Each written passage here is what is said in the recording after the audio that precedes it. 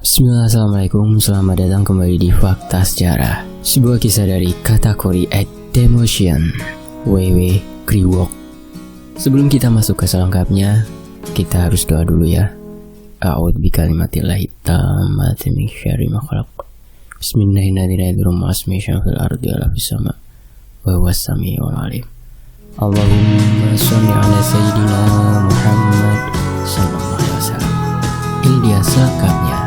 WW Kriwok.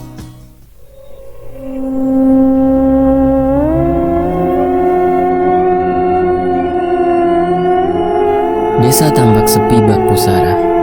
Hujan yang baru reda menambah rasa kengerian yang terasa. Lampu minyak di pojok rumah padam saat angin menerpa.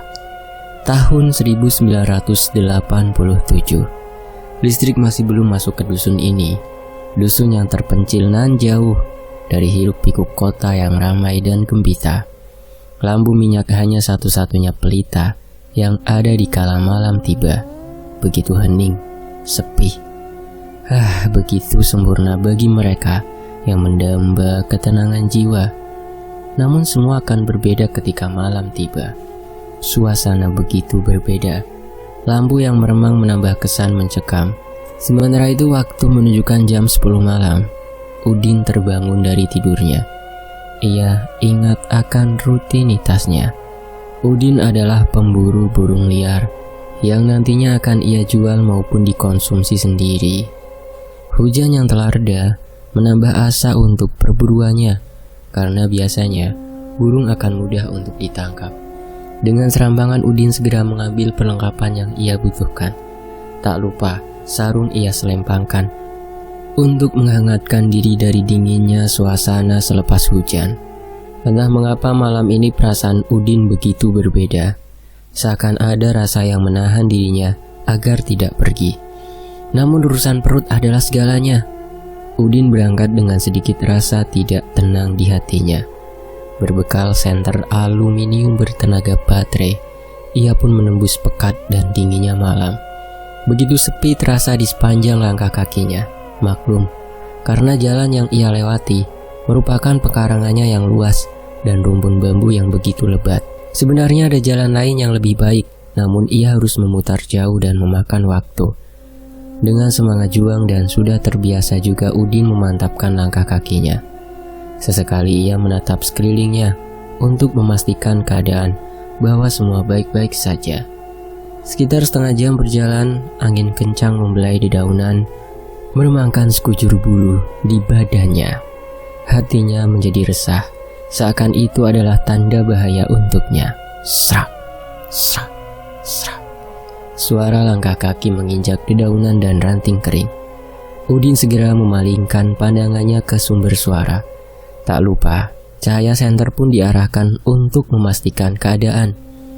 Mata Udin menangkap sesuatu yang janggal, seperti ada kain yang menyangkut di dahan pohon bambu di sebelah kanan. Diarahkan cahaya senter ke kain merah tergantung tersebut. Setelah diperhatikan sepersekian detik, Udin terkaget. Kain tersebut nampak naik ke atas dengan cepat. Udin beringsut mundur. Jantungnya begitu kencang berdetak, ketakutan mulai menguasai dirinya. Bahunya ditepuk oleh tangan yang entah itu tangan siapa. Udin redek, diam gemetar ketakutan. "Lagi apa, Nang?" tanya suara paruh di sebelahnya. Suara seperti wanita yang sudah renta. Mulut Udin kaku dan lidahnya keluh tak bisa menjawab. Tak sanggup rasanya bila ia harus menoleh untuk melihat ke belakang. Udin menghembus nafas panjang manakala ia melihat sosok dari suara paruh tersebut. Rupanya hanya seorang wanita tua yang sedang memikul kayu bakar di punggungnya. Wanita tua yang memakai kemben batik berwarna coklat tua dengan rambut yang acak-acakan. "Kenapa, Nak?" tanya wanita tua tersebut. Udin masih belum bisa menjawab. Pikirannya masih kacau tak menentu. "Ajak koden mengkono. Jangan ketakutan begitu. Kamu lihat apa?" tanya sang wanita tua. Lihat kunti merah, Mbok," jawab Udin spontan. "Memang seperti apa rupanya?" tanya nenek. "Embuh, nggak tahu, Mbok. Belum kelihatan, keburu hilang," jawab Udin sambil kedua tangannya memegangi lututnya. Nenek tersebut ikut merunduk sambil menatap wajah Udin yang tengah merunduk memegangi lutut. "Pengen tahu ya rupanya?" tanya sang nenek sambil menyeringai dengan ekspresi yang membuat ngeri. Udin langsung menatap wajah sang nenek dan diam. Wajah nenek tua tersebut langsung berubah. Giginya memanjang sampai ke leher. Tubuhnya yang tadi membungkuk perlahan membesar dengan tumbuh bulu dari sekujur tubuhnya. Tangannya kurus memanjang sampai menyentuh tanah. Matanya melotot tergantung keluar dari tempatnya. Wajahnya memerah seperti mengelupas. Hampir setengah dari wajah makhluk tersebut adalah gigi yang tajam dan panjang. Udin terbelalak ketakutan. Kakinya gemetar lemas dengan semua keringat yang keluar dari pori-pori kulitnya. Sosok nenek tua tersebut kini berubah menjadi leak dengan lidah yang memanjang menyentuh tanah menggeliat di bawah kaki Udin. Udin terjatuh dan pingsan seketika itu juga. Sekitar pukul 3 dini hari, Udin terbangun karena ada rasa sakit yang luar biasa di kakinya. Udin terbangun sembari menahan rasa sakit dengan raut wajah yang menderita. Terlihat sudah banyak darah di kakinya bekas cakaran dan gigitan. Dan yang paling membuatnya terkejut adalah jempol kakinya dimakan tak tersisa. Hanya tinggal tulang dan darah yang terus mengalir. Wajah Udin memucat. Panik dan takut ditambah kedua jempol kakinya yang entah dimakan oleh apa maupun siapa membuat Udin merasakan kesakitan yang luar biasa. Suara tertawa seperti burung gagak terdengar di telinga. Dengan sekuat tenaga Udin mencoba bangun dan mencari di mana keberadaan senternya. Suara tertawa yang begitu serak kembali terdengar, membuat Udin semakin panik dan menggila. Suaranya semakin mendekat, berasal dari balik rumpun bambu di samping kanannya. Saat Udin mengarahkan senternya, terlihat sang nenek tua sedang memakan jempol kaki milik Udin. Dengan sekuat tenaga, Udin pun mencoba berlari sembari menahan rasa sakit tak terhingga. Saat Udin menoleh ke belakang untuk memastikan keadaan, terlihat sang nenek Wewe Kriwok tersebut tengah menjilati darah yang tercacar di tanah. Dan kisah berbeda di waktu yang berbeda pula. Pada tahun 2003, tepatnya pertengahan tahun, ada kisah yang lebih mengkhawatirkan tentang Wewe Kriwok ini. Ketika waktu mengerep atau surup matahari tiba, masyarakat di sini paling anti keluar pada saat tersebut. Karena menurut cerita yang beredar dan kepercayaan di masyarakat sini bahwa ketika masuk waktu sore menjelang matahari terbenam, maka mereka yang tak kasat mata akan keluar dari alam gaib menuju alam manusia karena energi dan suasana yang konon sama dengan alam mereka. Konon ketika datang waktu surup matahari, mereka akan keluar, entah maksud dan tujuannya apa. Di tempat mereka, waktu datangnya petang hari tersebut, keadaan sama seperti di alam mereka, serta energi yang sefrekuensi dengan sama, hingga mereka pun bisa masuk ke alam manusia. Dan ketika sudah masuk ke alam manusia, maka hukum duniawi pun berlaku. Itu sebabnya mereka bisa tampak di hadapan kita, tapi tentu dengan energi yang besar pula, sehingga mampu mewujudkan dirinya sesuai apa yang kita pikirkan dan takuti. Namun mereka juga begitu, bisa disentuh, bahkan bisa dilukai. Dalam keadaan panik dan takut, mereka bisa dengan mudah menyerap energi kita. Itulah sebabnya ketika kita merasa panik dan takut akan kehadiran mereka, maka kita akan merasa lemes dan lelah yang luar biasa, mengacaukan pemikiran dan pernafasan kita. Jadi kuncinya tetap tenang, jangan panik, dan beranikan dirimu. Karena hantu yang mengganggu dan usil kepada kita, ia hanyalah makhluk gaib rendahan. Karena makhluk yang ilmunya tinggi dan hebat malah ingin kita memuja dan menyembah mereka. Saat matahari sudah di ujung barat pertanda akan segera tenggelam, Bu Zainab masih sibuk dengan ikatan ranting bambu untuk memasak di dapur rumahnya. Ia segera bergegas menyelesaikan pekerjaannya karena ia khawatir dengan kondisi kehamilannya yang sudah tua. Takut terjadi hal yang buruk menimpa dirinya serta calon bayinya. Kentongan pertanda masuk waktu maghrib sudah berbunyi saat Bu Zainab membopong ranting bambu yang sudah diikatnya. Bu Zainab bergegas pergi dari rumpun bambu tempat di mana ia berada. Langkahnya tergesa-gesa, sementara hari sudah semakin gelap. Wush, seperti ada angin yang terasa panas menembus dirinya. Bu Zainab langsung beristighfar, astagfirullah, dan berjalan setengah berlari agar cepat sampai di rumahnya. Dari kejauhan lampu penerangan dari rumah warga mulai nampak di depan mata. Bu Zainab semakin mempercepat langkah kakinya. Setelah cukup lama berjalan, akhirnya ia pun sampai di rumahnya. Segera ia masuk, mengunci pintu belakang dan jendela rumahnya rapat-rapat. Di rumah ini Bu Zainab hanya tinggal seorang diri, dikarenakan suaminya yang tengah bekerja di kota sebagai penarik becak. Bu Zainab langsung mencuci kaki serta membasuh wajahnya. Setelah selesai, ia pun mengambil air untuk berwudu di sumur belakang rumahnya. Jam 11 malam, entah mengapa hatinya begitu resah, seperti ada sesuatu yang aneh, sesuatu yang mengusik instingnya sebagai manusia. Ada apa ini? Tanyanya dalam hati. Sudah sedari tadi ia mencoba memejamkan matanya, namun tak kunjung terlelap jua. Kenapa ini? Tidak seperti biasanya. Di tengah kegelisahannya, angin dingin berhembus menyapu seluruh tubuh dari Bu Zainab yang membuatnya merinding tak karuan. Sementara dari balik kain gorden jendela yang transparan dan tipis, sesosok wanita tua tengah mengintip, menatap Bu Zainab yang tengah terbaring di atas kasur kapuk miliknya. Sosok tersebut menyeringai dan terus menatap ke arah Bu Zainab. Untuk menenangkan dirinya, Bu Zainab bangun dan berjalan ke arah dapur untuk mengambil segelas air putih yang dirasa bisa melegakan pikirannya. Namun ketika sampai di dapur, Bu Zainab kaget karena ada seorang nenek yang berada di sana, tengah membelakangi dirinya di pojokan dapur. "Punten, siapa ya?" ucap Bu Zainab. Sosok tersebut diam tak menjawab. Wanita tua bungkuk dengan rambut putih yang acak-acakan. "Bu," ucapan Bu Zainab terpotong dengan suara tawa yang aneh dari nenek tersebut. Bu Zainab gemetar tak menentu.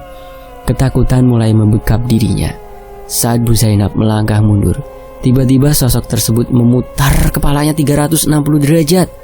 Sosok nenek tersebut berjalan pelan ke arah Bu Zainab sambil menjulurkan tangannya seperti sedang meminta sesuatu. Bu Zainab diam mematung terpaku ketakutan yang luar biasa. Tiba-tiba sosok tersebut melompat ke tubuhnya. Seketika Bu Zainab langsung berteriak kencang sebelum akhirnya tubuhnya roboh karena hantaman sosok tersebut dan bam! Bu Zainab pingsan. Sementara itu di waktu yang lain, dengan keadaan yang lemah, Bu Zainab perlahan membuka matanya. Terdengar teriakan kepanikan di telinganya. Sementara di atas wajahnya, ia seperti tengah didorong di sebuah lorong berlampu neon panjang. Tak lama ia pun kembali pingsan. Kini Bu Zainab tengah dirawat intensif karena mengalami pendarahan yang luar biasa. Dan saat dokter memeriksa keadaan organ vitalnya, dokter terkejut karena ada robekan yang cukup panjang. Saat ditanyakan kepada saudara Bu Zainab, mereka pun menjawab bahwa Bu Zainab tengah hamil tua dan sekarang perutnya sudah rata, seperti tak ada bayi di dalam perutnya. Astagfirullah. Dokter pun kembali memeriksa, dan setelah diperiksa cukup lama, ditemukan kesimpulan bahwa bayi yang berada di dalam perut Bu Zainab seperti ditarik keluar secara paksa, sehingga membuat luka robek di bagian vital miliknya. Saudaranya nampak syok tak percaya, namun kenyataannya seperti itu. Perut Bu Zainab yang tadinya besar sekarang rata dengan pendarahan hebat di bagian vital dan dalamnya. Kejadian tersebut membuat satu kampung geger. Ada yang merasa iba dan merasa marah atas apa yang telah terjadi. Kasihan melihat keadaan Bu Zainab yang demikian dan banyak pula yang marah. Siapa yang melakukan perbuatan keji tersebut? Para warga yang merasa marah pun mulai mencari tahu apa yang sebenarnya terjadi dan ulas siapa perbuatan keji tersebut. Banyak pula yang bertanya kepada para kiai maupun dukun-dukun sakti yang ada. Dan setelah diterawang, ditemukanlah sebuah jawaban dari semua kejadian tersebut. Tak lain dan tak bukan semua adalah ulah dari Wewe Kriwok, jin yang sudah sangat tua, yang sudah berumur ribuan tahun. Namun ada pula yang menjawab bahwa semua ini adalah ulah dari orang yang tengah melakukan pesugihan untuk keberlimpahan harta serta keabadian, karena dengan meminum darah dan memakan daging manusia, maka ia akan kaya dan hidupnya akan berumur lama dan panjang dari manusia biasanya. Setelah kejadian tersebut, banyak dari warga yang membakar rumpun pohon bambu karena melampiaskan rasa kemarahannya. Konyol memang, tapi itulah yang bisa mereka lakukan karena disinyalir Wewe Kriwok menempati rumpun-rumpun bambu yang lebat dan rindang. Sementara yang lainnya banyak yang menaruh curiga kepada dukun yang bisa jadi bahwa salah satu dari mereka adalah pelakunya. Namun lambat laun semua itu kembali normal seperti semula, namun dengan dendam dan kecurigaan yang tetap ada hingga sekarang. Kisahnya sudah sangat lama hilang di telan waktu. Orang-orang pun sudah mulai melupakan kisahnya. Namun memori warga kembali teringat ketika beberapa tahun yang lalu ada kejadian yang sangat di luar nalar, di mana ada 2 orang anak kecil yang masih bermain di kala petang tiba dan kemudian hilang begitu saja, membuat kedua orang tuanya khawatir luar biasa. Ditanyakan seluruh tetangga namun tak ada juga. Menjelang waktu maghrib tiba, kedua anak tersebut tak kunjung ditemukan keberadaannya pula. Para tetangga pun berinisiatif untuk melakukan upacara blek-blek neng, upacara untuk mencari anak yang hilang ketika sore hari. Upacara dengan berkeliling kampung dan pekarangan sambil menabuh alat perkusi yang berbunyi berisik namun tetap berirama. Bukan tanpa alasan. Ini dilakukan agar sang hantu yang mendengar suara tersebut mendekati sumber suara dan menari dengan irama yang diciptakan dari alat yang mereka bawa. Jika sudah demikian, maka sang hantu akan melepaskan genggamannya dari anak tersebut, sehingga mereka bisa berlari dan menuju suara musik yang berisik di tengah pekarangan tersebut. Itulah tradisi blek-blek neng. Alat yang digunakan juga sangat sederhana, hanya berupa ember, panci, kaleng bekas, atau apapun yang sekiranya bisa membuat suara yang cukup keras. Blek-blek neng apa blek-blek neng ya? Koreksi ya teman-teman kalau salah pengejaannya. Selama semalam suntuk para warga sudah memutari semua penjuru kampung, namun nihil tak ada hasil. Orang tua sang anak pun hanya menangis tak ada daya dibuatnya. Takut terjadi hal yang buruk menimpa anak-anak mereka. Setelah 2 malam melakukan pencarian sambil terus meneriakkan nama sang anak, akhirnya mereka ditemukan di tengah rumpun bambu, di tengah pekarangan milik salah seorang warga. Mereka ditemukan dalam keadaan lemes dan seperti orang linglung, diam tanpa ekspresi. 3 hari setelah mereka ditemukan, barulah sang anak-anak ini sudah mulai bisa diajak berbicara untuk mengulik informasi tentang apa yang mereka alami. Dan ditemukan jawaban bahwa ketika anak-anak tersebut tengah bermain, mereka dipanggil oleh seorang nenek tua berbadan bungkuk dan acak-acakan rambutnya. Mereka ditawari permen dan kemudian diajak masuk ke dalam sebuah rumah di tengah pekarangan. Dan yang aneh, menurut anak-anak ini, mereka masuk ke dalam rumah tidak begitu lama, hanya sekedar masuk dan duduk sambil menghabiskan permen. Setelah permen mereka habis, mereka kembali disuruh pulang oleh sang nenek tersebut, karena orang tua anak-anak ini sedang mencari mereka. Dan itulah cerita yang didapat dari kedua bocah tersebut. Waktu yang begitu jomplang antara dunia kita dan dimensi dunia mereka. Begitu cepat di dunia mereka, namun begitu lambat dan lama di dunia kita. Hukum relativitas waktu tak berlaku di sana. Jadi, kalau Anda teman-teman di sini ingin awet muda, maka masuklah ke dalam dunia mereka, ke dalam dimensi mereka. Ada yang mau? Sekian, terima kasih. Fakta Sejarah pamit, terima kasih untuk kategori Demotion dan tentunya teman-teman yang sudah menyimak kisahnya di Fakta Sejarah. Wassalamualaikum warahmatullahi wabarakatuh. Alhamdulillah.